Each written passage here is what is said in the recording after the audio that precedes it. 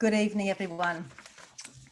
My name's Suzanne Leal, and on behalf of the Geelong Regional Library Corporation, I'd like to welcome you to the library's online event with Monica McInerney this evening. The Geelong Regional Library Corporation acknowledges the Wadawurrung and Eastern Maar original owners on the lands on which the library services operate. We pay respect to Wadawurrung and Eastern Maar elders past, present and emerging. We acknowledge and celebrate First Nations peoples of this land as the custodians of learning, literacy, knowledge and story. Well, it looks like we're going to have close to 150 people joining us tonight, which is fantastic.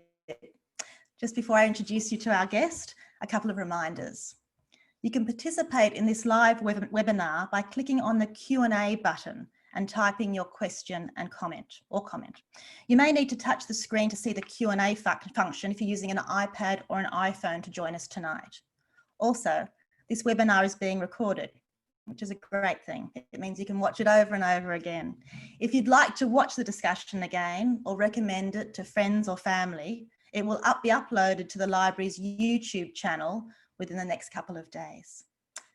My name's Suzanne Leal. I'm the author of 3 novels, The Deceptions, The Teacher's Secret and Border Street. I'm also the online host of Thursday Book Club, a relaxed way to catch up to discuss books for half an hour each week on Zoom. And tonight I'm so very delighted to be here in conversation with Monica McInerney. Let me introduce her to you before we turn to Monica. Monica McInerney is really one of the stars of Australian fiction. She's the author of 13 novels, including The Alphabet Sisters, At Home with the Templetons, and Those Faraday Girls, which was the winner of the General Fiction Book of the Year prize at the Australian Book Industry Awards. Her most recent novel, The Godmothers, is hot off the presses. Congratulations to you, Monica, and a big hello. Hello, Suzanne. Thank you very much. And hello, everybody in Geelong Libraries, and thank you so much for inviting and hosting me tonight. I'm in Adelaide, so it's lovely to be connecting with all of you in Victoria and sending our sympathies with everything with the lockdown too, of course. Monica, you belong to us, you really do. You're Australian, and despite being Australian, you've actually made your home in Ireland for over 25 years.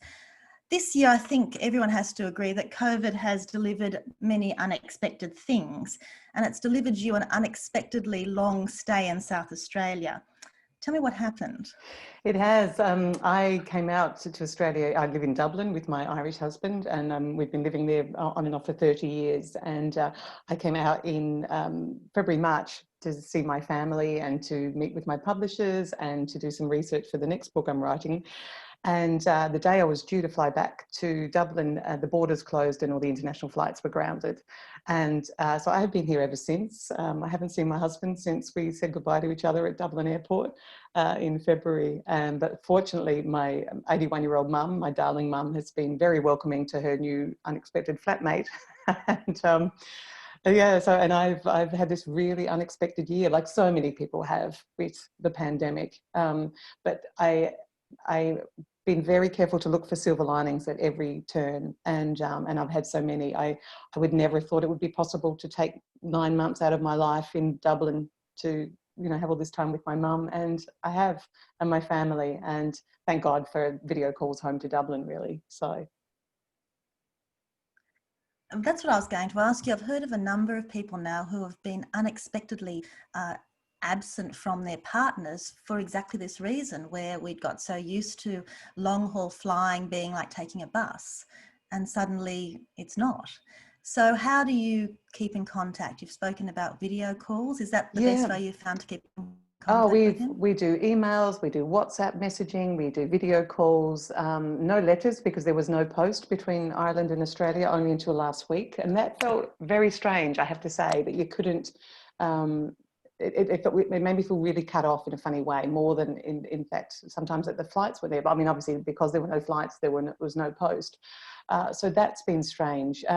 But I've missed my husband's garden. He's a really terrific gardener, and we have a small inner city garden. And anybody that's watching tonight, if they follow me on Facebook, I have a very active Facebook community, and I often post photographs of my husband's garden, and nature photography is my hobby. And I was really sad to be missing that I wouldn't see in spring and summer and autumn in Dublin, but John's done videos and sent lots of photos. So I've really felt we've connected in all the different ways that's possible. We even started reading the same book so we could have our own little book club, actually. So it'll be, hopefully get home in mid-November. So that'll be a nice reunion, I think.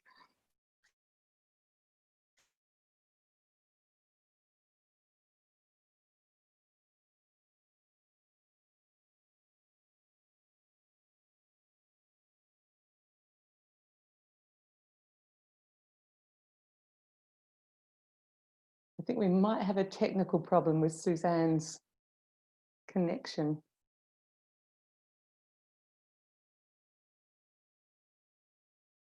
So I'll just say hello, everybody, and keep waiting. All right, well, looks like it's like I've taken over. So this is like a heist on Suzanne's hosting. So I'm going to talk and just say hello for a little while. Oh no, Suzanne's back. No, Suzanne, it was like I'd hijacked you. We couldn't hear you, just froze for a little while there. So let's try again. I'm all back. You hear me okay? Yeah, perfect. Thanks. Thank you very much. So I think, correct me if I'm asking the same question again, but I'm interested in the idea of villages, that we've become like a village again, in that we're not able to travel, and yet we have such extraordinary online contact. Has that changed the way that you relate to your audiences, to your readers, perhaps, particularly? It has. I mean, I was normally when I have a new book published, I spend a month traveling all around Australia and do lots of events in libraries and town halls and institute buildings and all sorts of places. And I love it because this year marks my 20th year of being published, and I've worked out that means I've spent about the last 15 years sitting alone in a room with a computer, really. And so the contact with readers, the opportunity to talk to, you know, real people, but also to, you know, about books, about writing, not just my own books, is really, really important and special to me. And we were concerned that wasn't going to be possible at all when everything started happening. And then, in fact, because I'm in South Australia, we've been able to do about 10 in-person events, which has been, you know, quite amazing for friends of mine in Ireland to see, because Ireland's in lockdown and events aren't possible. But here in South Australia it has been. But then I'm doing lots of events like this, and I've found them really amazing to think that, you know, I can still talk to, like we're talking to over 100 people tonight. And I know that we'll be able to ask, you know, they'll all be able to ask questions. And so it does feel like a real connection still. I feel like we're living in the middle of the Industrial Revolution or something. You know, our whole world is changing, and if you go with it, it's okay, I think. You've got an extremely loyal following, Monica, and your readers wait with bated breath for your next offering. And so I want to come straight to the Godmothers, which is so far a standalone book, in that we're introduced to new characters. And I'd like to just focus a little bit on the cover and also the title. So everyone in the audience can see it both on the banner, and now Monica is holding up the book. And it's a sparse cover, it's beautiful, it's flower-like, and it's got 3 women in identical red dresses who are sitting down. They're party dresses, and we don't know it at first, but we know later on as we read the book that they're 3 girls or 3 friends from school, and their names are Jeannie, Maxie and Olivia.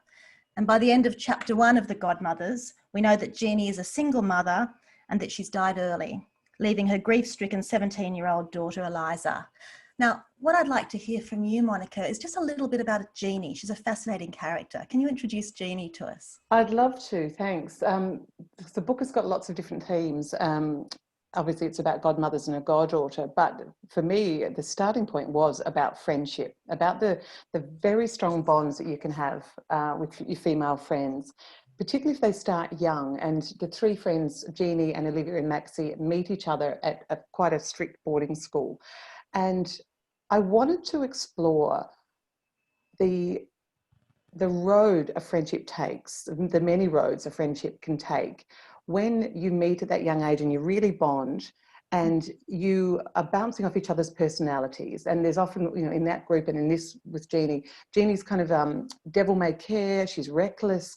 And when you're young, when you're 13 or 14, that can be fun, you know, to have the kind of dangerous friend, the unpredictable friend, the one that can make up a story at the drop of a hat, the naughty one. But what happens as you get older? That's what I really, really wanted to write about. And so that was my starting point for the Godmothers, actually, friendship, female friendship over several decades. And then what you do, or what I do is and I'm sure you do it as a novelist too, Suzanne, is the question, what if? And what if? And I thought, what if Jeannie doesn't grow out of this troublesome time, that it's not just her being a bold teenager? What if it's actually some mental health issues for her that develop into addiction issues, into really complicated kind of personality? How do her two friends keep her afloat, and how important it is that they do? And also, what if she has a child as a very young woman, and how would that be to be the child of a very troubled young woman? So Jeannie is absent in present tense in the book, but the book is seeped in Jeannie, I think, because she has been this fabulous, you know, the stories that she has made up all her life, that Eliza, her daughter, has heard, never knowing which one's quite true, which one's not, and dealing with the mercurial, with the changes in mood, the changes in their houses, just the unpredictable way that they've lived. And I'm very interested in that too. As a human being and as a novelist, I'm really interested in how big events in our childhood impact on the person that we become. So it became, as I said, it started with friendship, and then it became mother-daughter, and then goddaughter, godmothers. So it grew on me. That makes absolute sense in the way that the book jumps in chapter 1 from when Eliza is 17 to chapter 2 when suddenly she's 30 years old.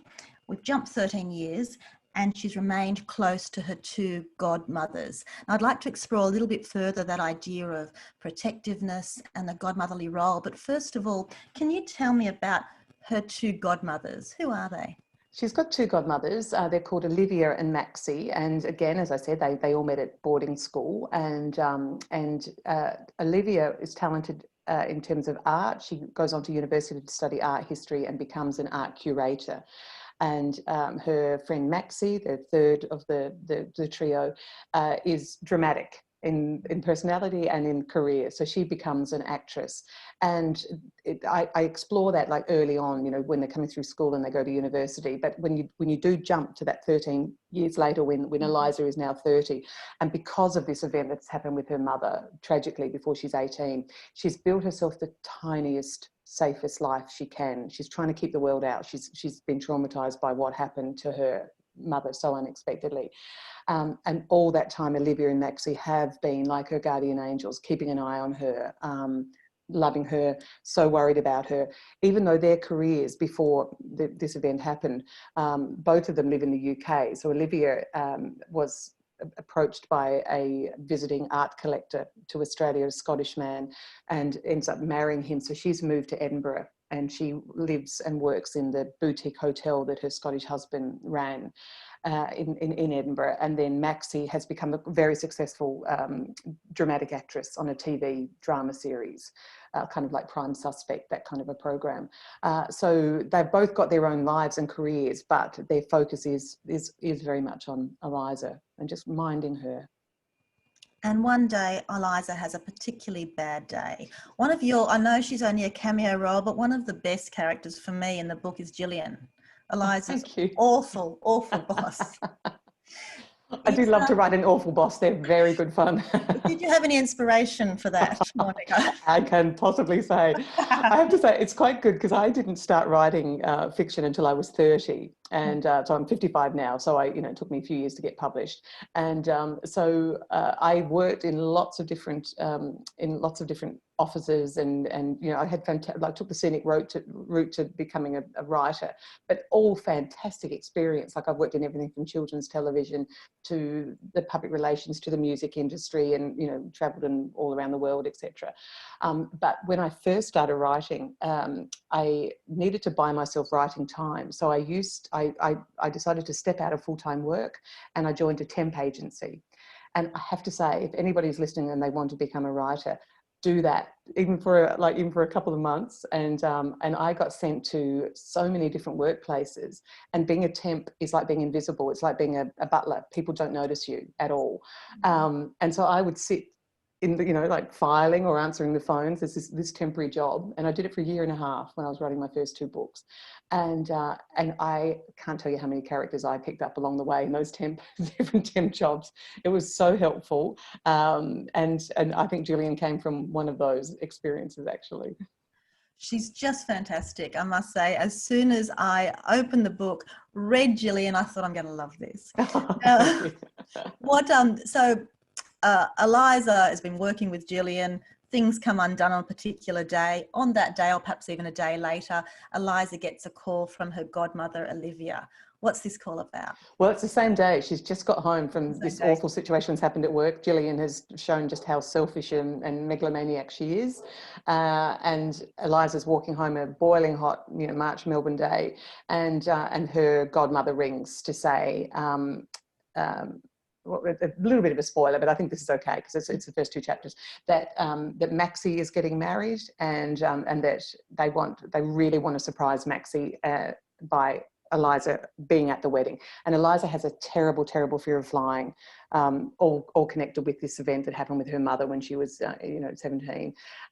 So it's a really big step for her, but that's what I love to do to characters. I like to, when I set up my fictional family or my fictional characters, and then I set off what I call an emotional explosion in the middle of these, you know, this group of people. And that's what I've done with Eliza. She's got this safe, tight little world, and I catapult her out of it. And so within 2 weeks, she finds herself on a plane to Edinburgh, to her godmother's. And I know we're mindful of spoilers, and in a book that's got so many secrets, there are landmines everywhere, and I'm going to make sure not to step on them. And if I do act inadvertently, I'm sure you'll give me warning. I'll mute you. I'll press mute. Yes, mute me, unvideo me, get rid of me. I'll take over again. Yes. Oh, good. I feel confident. So Maxie's getting married. Who's Maxie marrying? Maxie's marrying her long-term girlfriend, a woman called Hazel, who's a stage designer, a lighting designer, and they go off to Gretna Green actually to get married, because I've had a bit of a fascination with Gretna Green in Scotland. It's known as the eloping village, and it appears in, I think it appears in Jane Austen novels. It's been like an eloping place since the 1700s, and I thought it would be really good fun to set a wedding in Gretna Green. And also I got to spend a couple of days there, and actually 30 years ago when my husband and I we decided to get married, we actually looked into getting married at Gretna Green just because we'd heard it was such an unusual place. As it turned out, we didn't, because we wanted our families around us. But it's, if anybody watching tonight, if you ever get the opportunity when travel is possible again, it is worth a day at Gretna Green. It's a wedding theme park, because there's all these traditions of like a blacksmith's cottage, and there's an anvil that people knock on the anvil when the wedding celebrant has announced that the couple, be they man and wife or man and man, are married. This knocking of the anvil, and there's tour groups going around, and you walk around this small village and there's just bridal couples everywhere. And at the hotel for dinner, John and I sat down, and there was just brides and grooms and wow, 2 brides and everyone sitting around. And the next day I joined up with a tour group, because I wanted to sort of see what it was like, what actually happened in one of these wedding rooms. And so I went in, and it was great, and hearing the history of it, and the vows being exchanged. I thought, God, they really, the tour group really do it authentically. until about 3 of them turned around and hissed at me, and it turned out I had gate crashed an actual wedding. So I was like there taking notes and being a little bit too interested. So, but yeah, it's like, you know, it's a chapter in the novel, but I spent a few days there to do it, to get it right. And it's those little vibrant little vivid details that I like to put into the novels, to make, and especially now to be able to travel through pages of a book. And your settings are very visual. So even though they're on the page, I can see them in my head. I think we may even be able to see them on the screen today. Do you have any pictures of Gretna Green that might be of interest to our audience? Nobody would today? ever guess that you and I had rehearsed that, would they? I do, as it happens. I have a few photos. Actually, will I show? This is the photo from my research trip to Edinburgh, actually. I'll start with that just because that was on top, if that's all right, Suzanne, to show that. So Olivia, one of Eliza's godmothers, runs, as I mentioned, a boutique hotel in Edinburgh. And I wanted it to be set in one of the terrace houses, the terrace streets in Edinburgh. So I walked all around this area called Haymarket in Edinburgh until I found this particular street. And I thought, that's it, that's my perfect one. Now, that's not hotels behind me, but that's, if anybody reads The Godmothers, that's where the street that I imagined that the Montgomery Hotel is on in Edinburgh. And I actually, that photo, I went to Edinburgh in April last year for the research trip with my husband. And then in January this year, I had a gorgeous 3 days with my 18-year-old visiting Australian niece, Ruby. And she went around, I'd finished the novel by that stage. So I was walking around with the manuscript in my hand, and we'd stop at all the places that it was set, and I would read out my scenes, and she'd go, yep, yes, yep, I can see everything, you've got it right. So that was great. So that's the street. So if you're reading it, that's what the Montgomery looks like. And then, yep, off to Gretna Green. So you can see it's very theme parky with the sign that everybody, and we had to queue up to get the photo taken at that sign.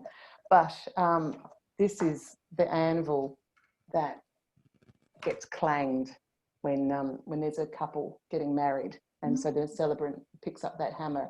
And so you hear these kind of clanging of anvils as you're walking around, which means another couple has just been hitched. It's fascinating. Wow. Place. So, and I've got, was I show you my other research photos? Or will, yes, why don't you show the other research photos? Will I? Okay, yes, here yes, it comes. Yes.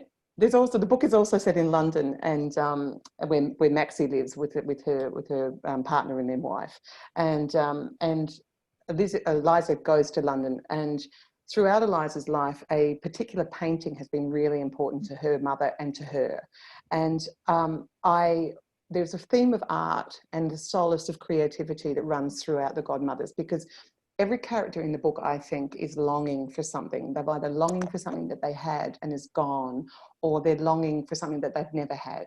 And for me, art is very important. When I go through very low periods of my life, I find that I like to paint, or I take more photographs, or I write more. And in Jeannie and Eliza's case, there's a particular painting that matters to them and always has. And I had this incredible day in the Tate Gallery, which is in London, so it's right on the River Thames.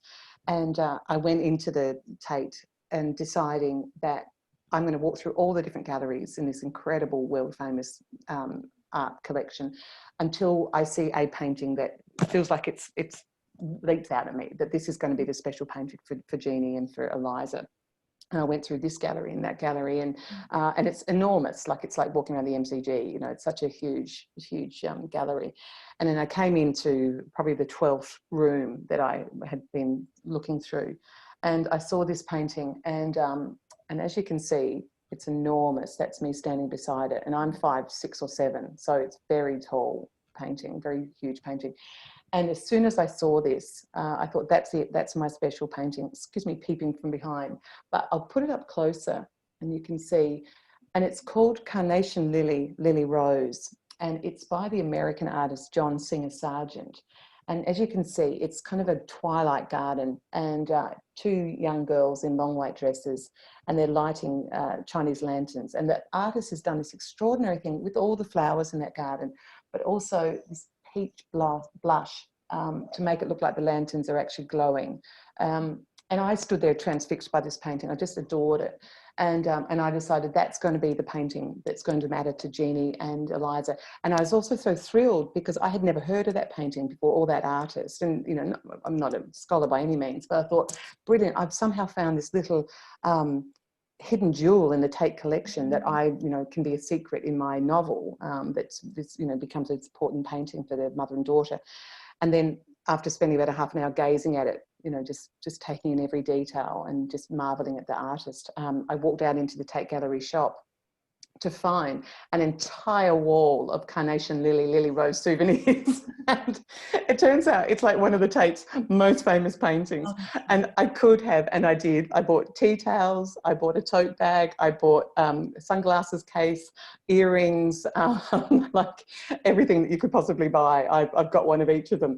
And again, if anybody's watching that is on my Facebook page, I bought so much, I'm going to start doing giveaways of some of them. So please do hop onto the page. But it's funny, like, again, if you know, a full day at the Tate, and I went back again in January to, you know, just look at it again, and after I'd written the scenes with Eliza and with Jeannie regarding that painting and how that painting's important to mother and daughter, it was really important to, you know, just sit there and with the manuscript, actually, I sat there, and there's a, you know, obviously a bench right in front of it, and I sat there with the manuscript on my lap, reading the scene set right in front of the painting. So it was kind of like being inside my own book. So it was a special day. You've spoken about settings, and you've spoken about doing research which involves walking and reliving and checking. And it struck me when I read that that was your process, that it's a little bit like method acting, where you actually completely immerse yourself, if not in the characters in that instance, but in the settings. Does that ring a bell? Does that strike a chord with you? Absolutely. I mean, everything I do as a writer, Suzanne, is because I'm a reader. I started reading when I was 4, and Mum worked in the local library. My dad was a railway station master in Clare, and we used to get books sent up by train on the rail, you know, the buses and the railways. And so I used to be given, you know, books chosen by an anonymous librarian in Adelaide who would send us, you know, packages of books once a month. And that's what made me fall in love with books. That's what made books into magical objects for me. And to sit there, like, you know, Clare's a really small town, 4,000 people, and I was, you know, just a little kid. But it was through the pages of those books that I learned about the world. I learned descriptions of snow long before I saw snow in my 20s in London. You know, the Mississippi River, I'd more books than I had seen, you know, any Australian rivers. And I think that was at a really early age. That's what made me realise that stories can take you places. And so when I started to be a writer myself, I thought, I want to give readers the same gift that I was given when I was a child, and as a reader still, that you feel, you know, what does it smell like? What does it look like? What does it feel like? And so, yeah, I've been to pretty much every single setting in all of my books, on all 13, except for one, in Those Faraday Girls, my novel. One of the Faraday daughters is an Antarctica scientist, and I didn't get to Antarctica, and I'm still so sorry about it. I got to speak to an Antarctic scientist, but I personally didn't get there. But I had to ask her all the questions, like, you know, we talked to each other on, you know, one of the lines, and I was like, you know, what can you smell? And she says, it smells like salt. And I remember, and I put that in that detail into Those Faraday Girls, because I think what an amazing thing to read that, to think it smells like salt. And I've done the same with the Godmothers, that everywhere that they go, I've walked those streets, I've watched for details, I've gone in different sorts of weather to feel what it looks like.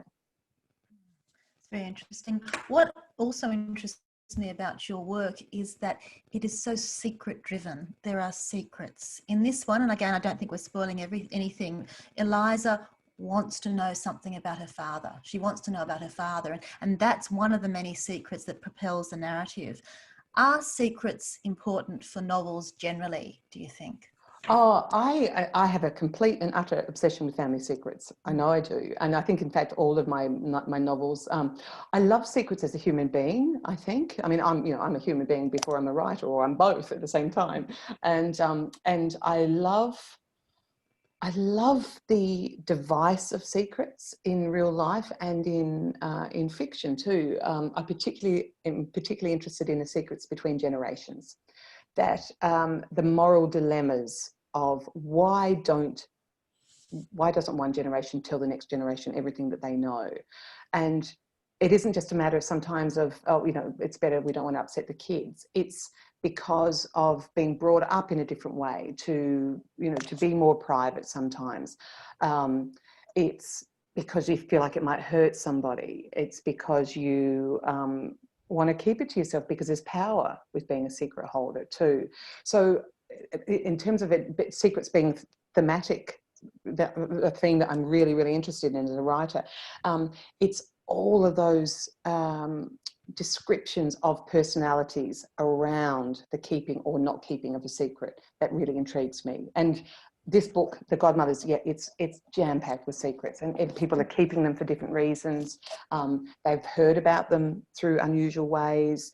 Some people don't want to know about them, other people do want to know about them. So I wanted to do a kind of a kaleidoscopic view of the danger of secrets and the healing power of secrets if a truth is told. It's just, for me, it's just so rich in drama, really. And that's what I want. I want people to pick up one of my books and go, oh God, I didn't expect that, and keep turning the page. Or am I going to find out that? Oh no, I didn't, but I found out something else. You know, that kind of page turning element means a lot to me as well. And if we push that a bit further, if we push that beyond secrets and into a discussion of truth, I know we live in a society where I think most people would say it is better to tell the truth. Do you agree with that as a blanket statement? No, by no means. And that's the moral dilemma that I explore in The Godmothers very much, that the truth can be liberating, the truth can be devastating, painful, shocking, life-changing. And we start with tiny secrets and truths in our lives. Each of us, like every day, you know, if somebody a friend comes over, you know, what do you think I look like in this outfit? Do you make a little lie to stay friendly? Or you find out that you're, you know, a big secret about your friend's relationship or your sister's relationship or your parents or something like that. And if you share that truth, the damage that can cause. And it's those little decisions that we all have to make every day, because we all tell little tiny lies all day long, and hide truths and seek truths. And for me, that's what colors my characters. That's what gives my color. Like The Godmother's has only been out like a week and a half or so, but I'm getting people reading it in like a sitting, which is fantastic. So I keep saying I read it. It took me 18 months, you know, to write. Please take as long as you like to read it. But that's what people are saying to me, that it's the just the many layers that there are to truths, and the power of truth, and whether you want to wield that power or not. I'm really interested in that as a writer. And again, pushing that even a bit further, we go from secrets to truth to promises. So the idea that you're asked to keep a promise, which I think in many respects has been a question of loyalty and a question of knowing who you can trust and who you can't. But then I think sort of more recently too, promises can sometimes have a slightly unsavory element to them as well. So we've got in this book, we've got Maxie and Olivia who have given promises, promises to Jeannie, promises to each other. What do you think about promises? Is there an honour in keeping promises? Again, that's what I want to explore. There's nothing black and white in this book in regard to that. It's about all the different moral decisions involved in exactly that, keeping a promise. Do promises have an expiry date? That was another question that I asked myself the whole way through, because Olivia and Maxie, the Godmothers, have made promises to Eliza's mother, who's not there anymore in a physical sense, but she's, you know, as I said, she's there in every page in some form, and they're grappling with that. You know, do they honour her, or do they decide what they think would be best for Eliza to know? And I think promises are a slippery beast as well. You know, the truth is a slippery beast. Secrets are slippery, and promises are. And everybody in this book is flawed.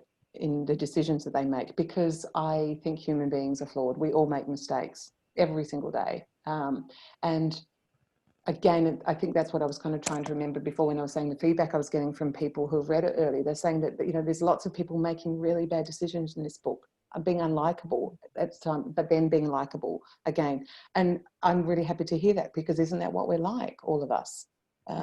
Nobody's, you know, I don't think anybody knows somebody that's, Julie Andrews maybe in The Sound of Music, but that's the only person I can think of that drifts through.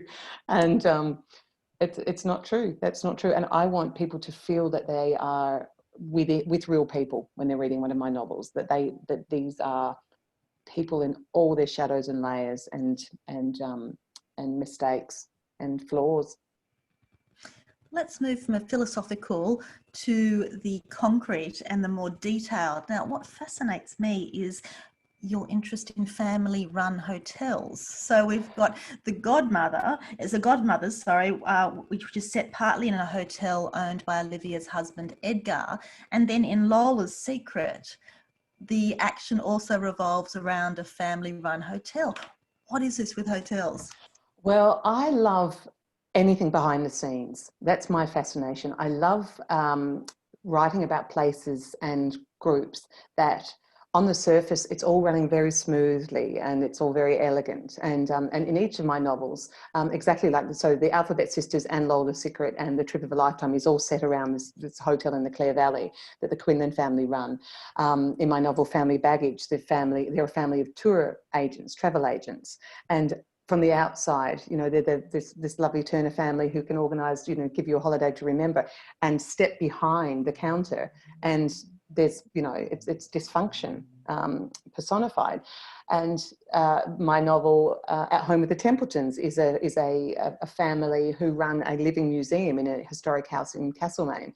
And again, I have an idea of visitor, you know, coming to see that family, you know, and they're all dressed up in their, you know, their Goldfields costumes, and people get shown around and be told about the, you know, the way that things worked in those days.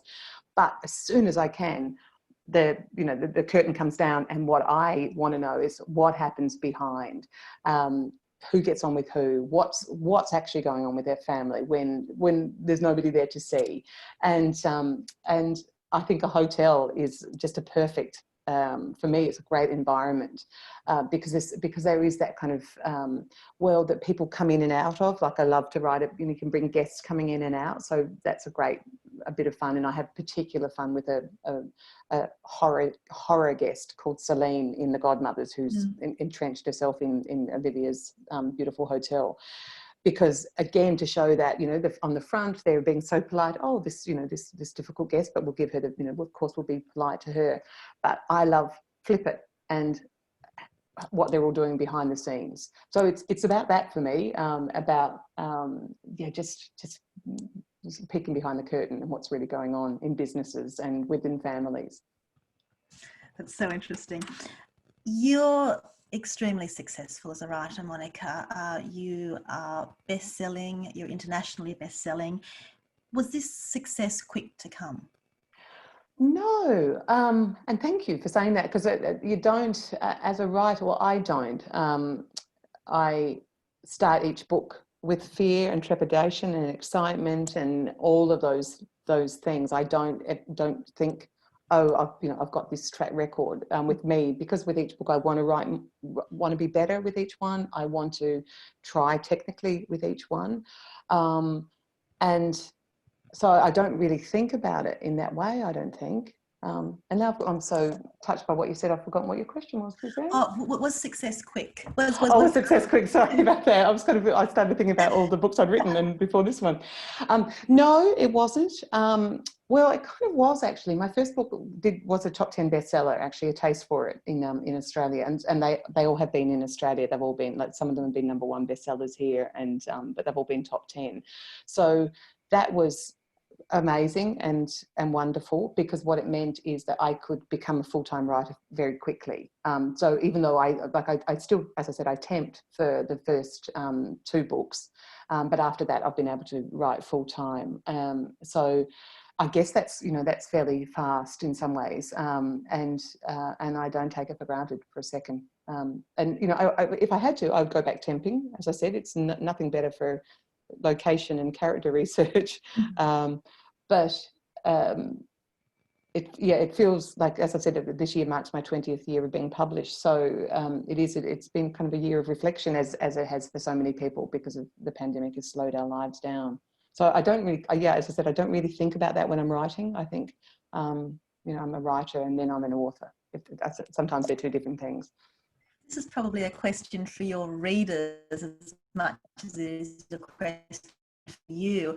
But to ask you, what do you think resonates most with your readers about your writing? What do I think?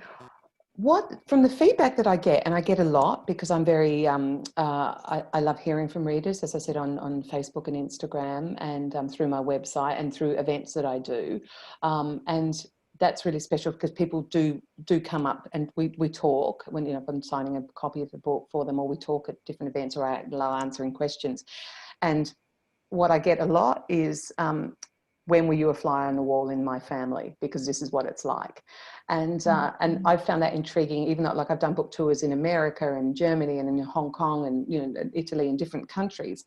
And it's been the same thing because I write family comedy dramas, or this book is more of a family mystery, but I write about universal themes, I think, you know, and as I said, I'm so concerned and passionate about the story. I don't tend to analyse my stories in that way, but that's what I know that I do. I love secrets, as you and I have said already. I like bending truths. I love unreliable narrators. You know, who do you believe when you write in first person? You know, how do you know that this character is telling you the truth? You don't. I love playing around with that. Sibling rivalry, grief, love, all of the big emotions that I have experienced in my life. I'm one of 7. I'm the middle of 7. You know, I grew up in a very big, lively family that was, you know, we always had visitors. We always had things going on in the house. And I credit my upbringing and my childhood with what I'm passionate about, the subject matter, I think. Because in any given day in our house, because there were so many of us, you know, the door would open, you wouldn't know if it would be drama or comedy or romance or, you know, danger or somebody quick call the ambulance. And I think my books have that same kind of fast energy and dialogue, and because that's what shaped me as a human being. And you know, like if we were flipping it and I was talking about your book, Suzanne, and please hold up The Deception so that everybody can see your novel, which I've just ordered and I can't wait to read. So and Suzanne, my heart went out to you, Suzanne, that Suzanne's book came out right at lockdown. So everybody, if you're looking for, I think you should tell us about The Deception, Suzanne. Go on, please. Yes, I think that's only fair. Come on, please tell us a little bit. Okay, I'll do a 2-minute pitch, and then don't worry, audience, it's going to be over to you. We've got questions coming up, and then I'll be taking questions. So thank you very much, Monica. It's lovely to have got so much support from fellow writers. Yeah, it's been a tricky year, but an interesting year to watch. I think as a fly in the wall. My book. Tell us about The Deception. Come on, you need for a minute. You need to at least. Thank you. So my book, The Deceptions, is the story essentially of a woman called Hannah, who is it's a wartime story. She's sent to the ghetto of Theresienstadt, which is just outside of Prague. She's Jewish, and it's a difficult time for her. She attracts the attention of her guard, who's a Czech guard by the name of Karol. And what then unfolds has ramifications through the generations. So it's a story that starts in the war and ripples down the generations in terms of what we tell people, what we don't, and secrets that might sometimes be better left buried. Well, I could ask you all the same questions that you've asked me, I think, about why secrets and why truth, but and particularly with yours, because it's sort of like against a historical backdrop, when secrets could be a matter of life and death, of course, too. So I can't wait to read it. And I do think this is why I was so interested in the Godmothers as well. It's when you put people in a difficult situation. I mean, for me, there's been very few things as difficult as the Holocaust in terms of betrayals, decisions you have to make, survival. But I think your work, Monica, addresses the same questions. Where do you save yourself? Where do you save other people? Where do you survive? Where do you tell a lie that might become bigger? Where do you tell the truth? And I think it just depends which palette you're choosing. And I've been interested, through friendships and my own history in these sort of areas. But I think all the books that I've read of yours, Monica, that's the essence, and that's the concentrate that you deal with too. It's how do we be good people in difficult times, or how do we find resilience through difficulty? I think that's it. Thank you. I think that sums it up in a way, that it is about, and it's not about being the best person you can be, but it's about resilience. Like every character in my novel, as obviously with the deceptions as well, are facing personal difficulties, and at every turn, how to be kind, I think is, I really seek kindness in my personal life, and I seek the kindness with my characters, but they're not, there's some really bad people in my books still. There's some very selfish people. There's some people who make really bad moral choices, because there are those people out in the world. But what interests me is what happens to you as a human if you brush up against that kind of difficult personality. How can you stay true to yourself? They're kind of morality tales in a way, I think, or as I said, they're family comedy dramas, because doesn't all of that happen within a family when we have to make decisions about loyalty or forgiveness or resilience or understanding, kindness? They're the human traits that matter to me as a person, and so I think that comes through in my novels too. And I do think, I promise we're going to go straight to questions now, but I just think, yes, morality tales, but not didactic. And that's what I like about your writing too, Monica, that yes, there are moral issues that are explored, but not in a way in which you tell us what we should be thinking and what's right and what's wrong. Oh, because they're never black and white. There's so many shades. They're not even grey. There's, they're rainbow coloured. There's so many different ways that you can choose to live your life, and that's why with the Godmothers, I said I'm really proud of the Godmothers. I feel that it's, it is so packed with secrets and difficult choices and truths and the drama and the moral dilemmas, and that interests me. As I said, it interests me as a writer and as a human. So I think I learned a lot about what I think about all of those issues through writing it, by thinking, what would I do in that position if I were the Godmothers, one of those two, and I know what I know, what would I tell her? And so I was driven by the same big question that the characters are the whole way through. We've got some bigger questions for you now from you. our audience, Monica. Kat Allen wants to know, what do you do for downtime? Hello, Kat. The first thing I do is I take out my contact lenses so that everything's blurry, because I'm very, very curious, and I have a real eye for detail. So if I'm out and about or in the house or something, I'm looking at things and reading all the time. So like, it sounds a bit mad, but that's what I take my contact lenses out so that I can't see everything. So that kind of slows me down a bit. But I read. I actually read a lot. I read two or three books a week. Not at the moment, because I'm obviously doing a lot of talking about the Godmothers. And I love taking nature photographs. That's my hobby. I put up a lot of my galleries up on my Facebook and Instagram pages. I do a lot of walks, and we live near some beautiful parks in Ireland. It's a beautiful, obviously a beautiful country, and we go away to some nice, big gardens and things like that. And that's my I'm really, really happy when I'm walking around a beautiful garden with lots of beautiful trees, and I take a lot of photographs and I watch for tiny details, and it's those details that really slow my mind down. So that, yeah, and I love cooking and I love eating. So that's my downtime. Thank you, Kat. Craig and Phil have got a comment and also a question. Love your books, Monica. Have read them all. And Suzanne, your book is great as well. Thank you. Phil and Craig. The question is this: with your big family, have you used any incidents or secrets as inspiration in your books? I haven't borrowed kind of the big events within my family or family members, because if I did, the characters wouldn't behave or misbehave in the way that I need them to do, because if I base one too much on one of my sisters or my brothers, they would behave as my sister or my brother. So I need to be able to turn them into the characters that do what I tell them. So I haven't done that. But yes, I have borrowed little incidents, you know, tiny things like the tiniest thing.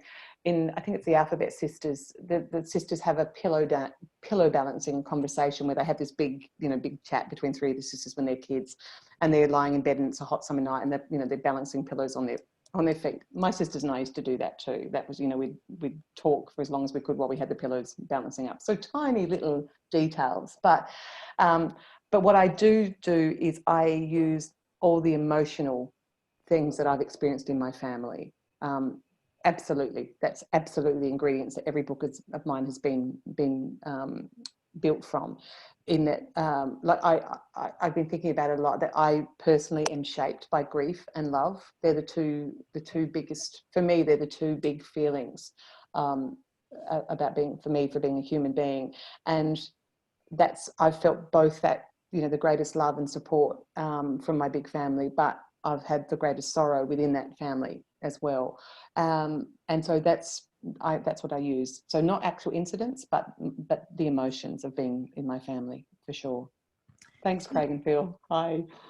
We've got a comment and a question from Tammy. And Tammy says, "Hi, Monica. I started your book on Saturday and finished it on the same day as I couldn't put it down. Loved it. Thank you for another amazing book. A favourite character was Sullivan. I can imagine he could be the main character in a book down the track. Is that something you've already considered?" Thank you so much, Tammy, for reading it so quickly. As I kind of joked earlier, it took me 18 months to write it. And so I want everyone to please take 18 months to read it, not in one day, but I really appreciate it. Thank you for it's really, I'm sure it's the same for you, Suzanne. It's music to an author's ears that people want to stay with your story and keep reading. Sullivan is indeed one of my favourite characters too. I love him. He's, for those of you who haven't read The Godmothers, he's an 11-year-old boy that Eliza meets on the plane on the way from Melbourne to Edinburgh. He's an unaccompanied minor travelling between his divorced parents. His mum lives in Melbourne, his dad's moved to Edinburgh. And he's 11 going on 111, extremely interested in everything, and very bright and a wonderful vocabulary. And he was so much fun to write that I wrote probably 50,000 extra words of just Sullivan scenes, because he was such good fun, particularly when I had him in the same room as the horror guest that I mentioned earlier, this woman called Celine, who's just a horrific person, really selfish, self-obsessed, potty-mouthed, and I get the two of them together, and they come in and out of the drama of Eliza's life. But I've been getting so many messages from people who just love Sullivan, and actually I think I am going to write a book about Sullivan. I think I'm going to follow him and a bit more about his family life. Not the next one, because I've already started my new book, but absolutely, I think even if it's a novella, Sullivan. I have a recurring character called Lola Quinlan, who is in all my books, The Alphabet Sisters and Lola's Secret and Trip of a Lifetime. And I love writing her. She's just one of my favourite characters to write. And she's 85 at the moment. And I say this very openly to readers.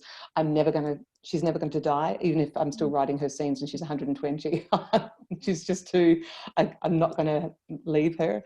And I will write about her again, but I think Sullivan definitely. So Tammy, I'm thrilled you liked him too. Thank you. Monica, did we hear it here first that you're going to write about Sullivan?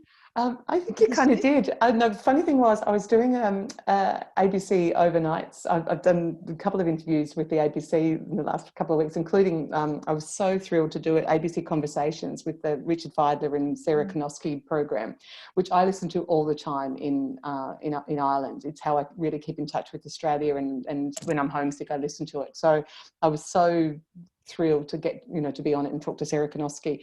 And I also talked to ABC Overnights with Rod Quinn. I'm his Ireland correspondent, so we talk three or four times a year, and he rings up to see what's going on in Ireland. So any of you who might listen to the radio overnight, you possibly have heard me on with him. And I was doing an interview with him, and he asked the same question. He said, I can see that there might be a sequel to this book. And midway in the interview, I could hear myself going, God, there could be with Sullivan. Oh yeah, I could do this. I could do this. And there was this long pause in this interview, and I realized I had completely gone into what that next book might be. So, but yeah, I really do think I want to do it. I reckon I will for sure. We've got just a comment from Clarissa, and Clarissa says, I just want to say I adore Monica's books. Then Thank you, Clarissa. We've got a question from Peter. How do you make your characters so relatable? How do I make them so relatable? I think by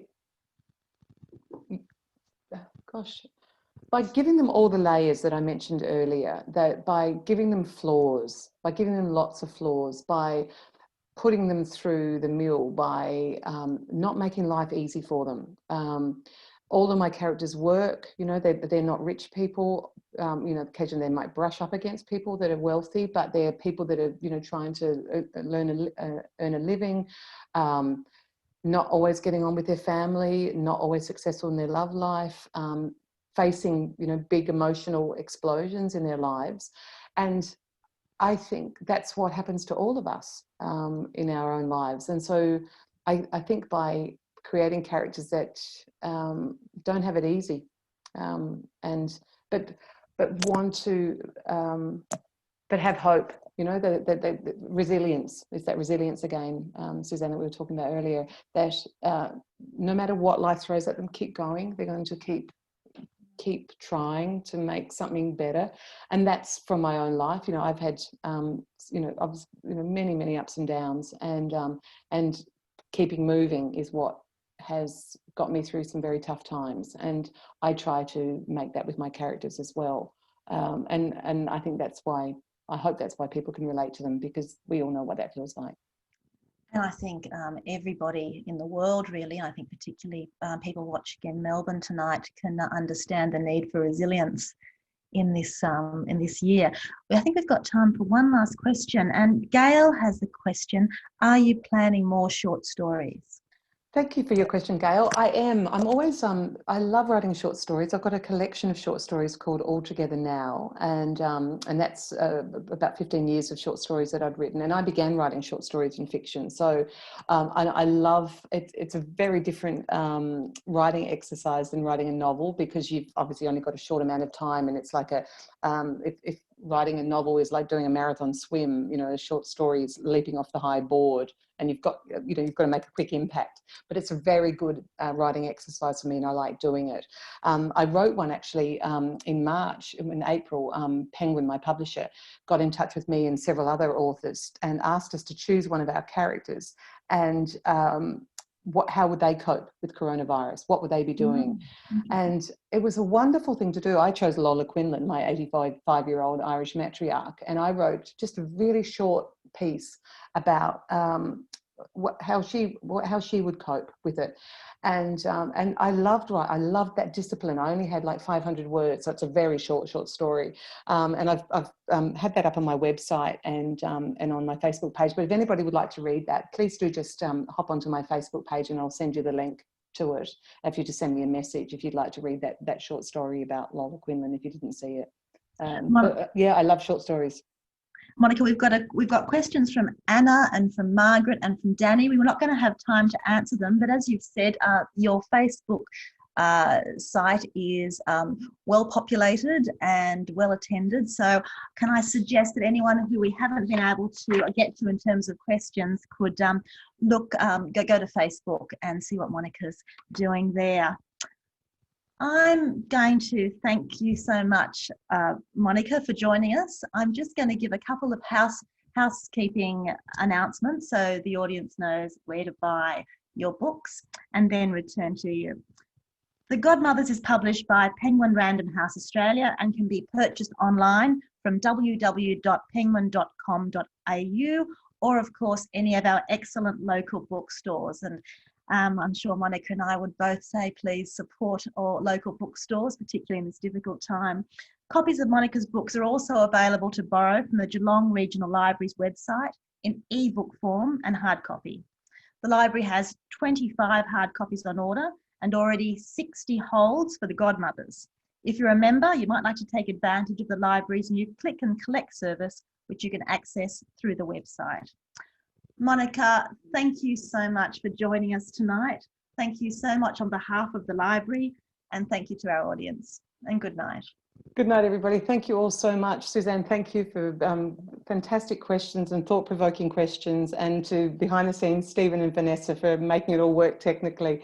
And a big thanks to everybody who joined us to hear the conversation tonight, and to say we are all thinking of you all in Victoria. And I just think the libraries are doing a fantastic job with the click and collect and the mobile libraries and keeping us all reading. And we need books now more than ever, I think. But thank you all so much for joining and for reading the Godmothers too. Thank you.